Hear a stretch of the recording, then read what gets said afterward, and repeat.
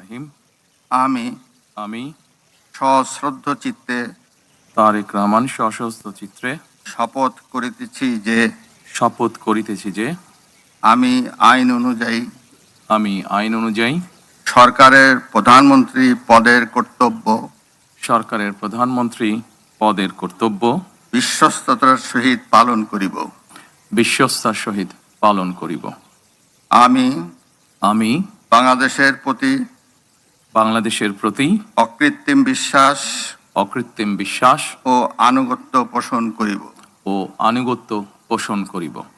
আমি সংবিধানের রক্ষণ সমর্থন ও নিরাপত্তা বিধান করিব। আমি ভীতি বা অনুগ্রহ অনুরাগ বা বিরাগের বশবর্তী না হইয়া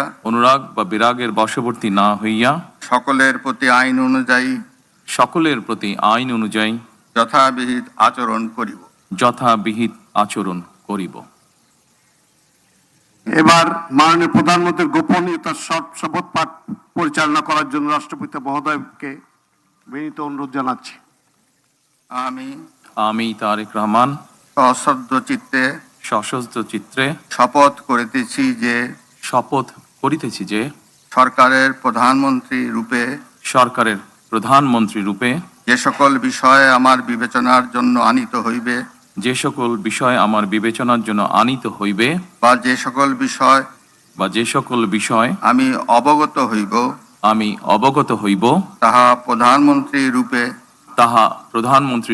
যথাযথভাবে আমার কর্তব্য পালনের প্রয়োজন ব্যতীত প্রত্যক্ষ বা পরোক্ষভাবে কোনো ব্যক্তিকে জ্ঞাপন করিব না বা কোনো ব্যক্তির নিকট প্রকাশ করিব না।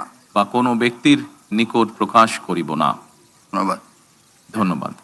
মাননীয় প্রধানমন্ত্রীকে পদের শপথ ও গোপনীয়তার শপথ স্বাক্ষর করার জন্য এবং স্বাক্ষর শেষে নির্ধারিত আসন গ্রহণ করার জন্য বিনীত অনুরোধ জানাচ্ছি।